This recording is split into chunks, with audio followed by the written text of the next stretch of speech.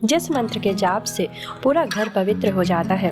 आइए शुरू करें भगवान शिव का यह चमत्कारी स्तुति मंत्र।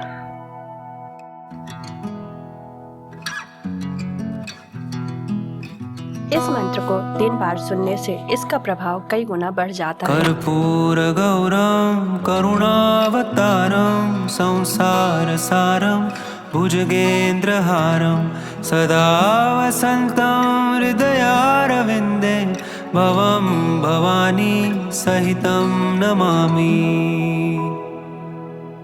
कर्पूर गौरम करुणावतारम संसार सारम भुजगेन्द्रहारम सदा वसन्तं हृदयारविन्दे भवं भवानी सहितं नमामि।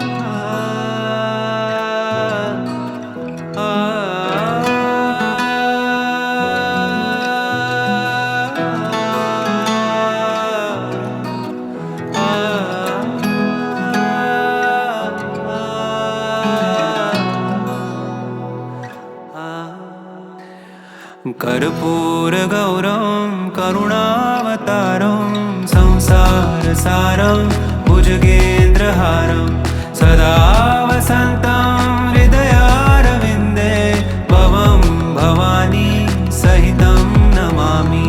कर्पूर गौरम करुणावतारम संसार सारम भुजगेन्द्रहारम सदा वसन्तं हृदयारविन्दे भवं भवानी सहितं नमामि।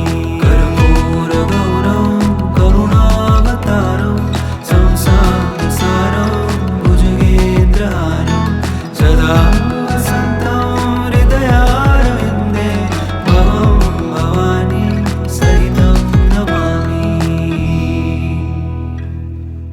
कर्पूर गौरम करुणावतारम संसार सारम भुजगेन्द्रहारम सदा वसन्तं हृदयारविन्दे भवं भवानी सहितं नमामि।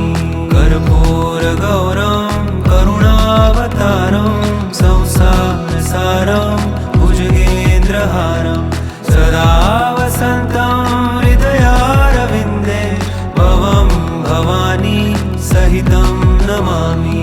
कर्पूर गौरम करुणावतारम संसार सारम भुजगेन्द्रहारम सदा वसन्तं हृदयारविन्दे भवं भवानी सहितं नमामि।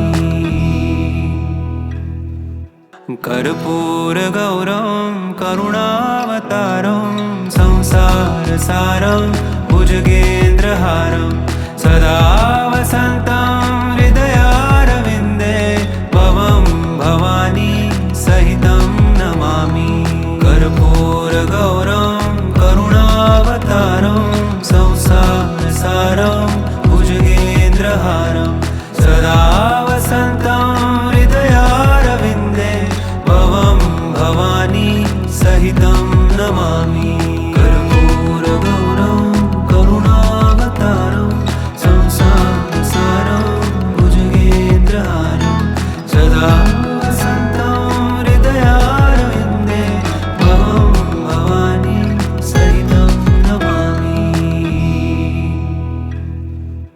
कर्पूर गौरम करुणावतारम संसार सारम भुजगेन्द्रहारम सदा वसन्तं हृदयारविन्दे भवं भवानी सहितं नमामि।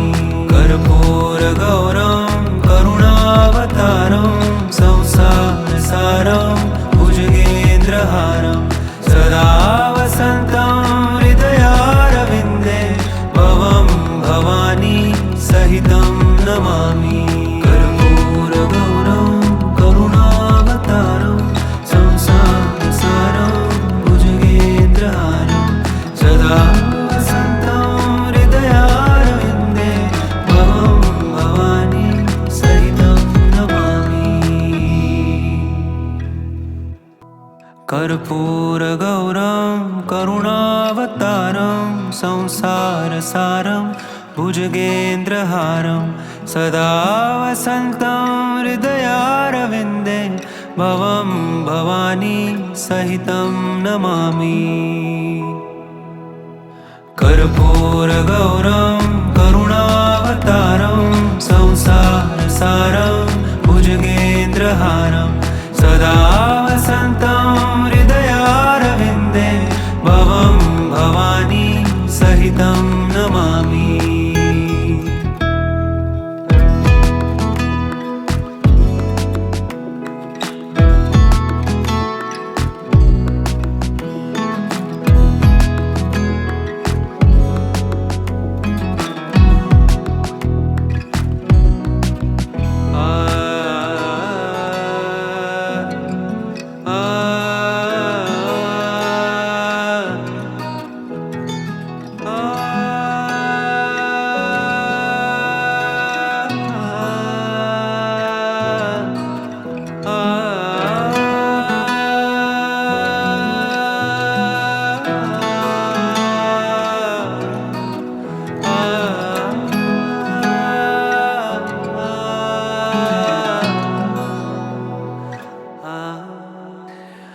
कर्पूरगौरं करुणावतारं संसारसारं भुजगेन्द्रहारं सदा वसन्तं हृदयारविन्दे भवं भवानी सहितं नमामि कर्पूरगौरं करुणावतारं संसारसारं भुजगेन्द्रहारं सदा वसन्तं हृदयारविन्दे भवं भवानी सहितं नमामि कर्पूरगौरं करुणावतारं संसारसारं भुजगेन्द्रहारं सदा वसन्तं हृदयारविन्दे भवं भवानी सहितं नमामि।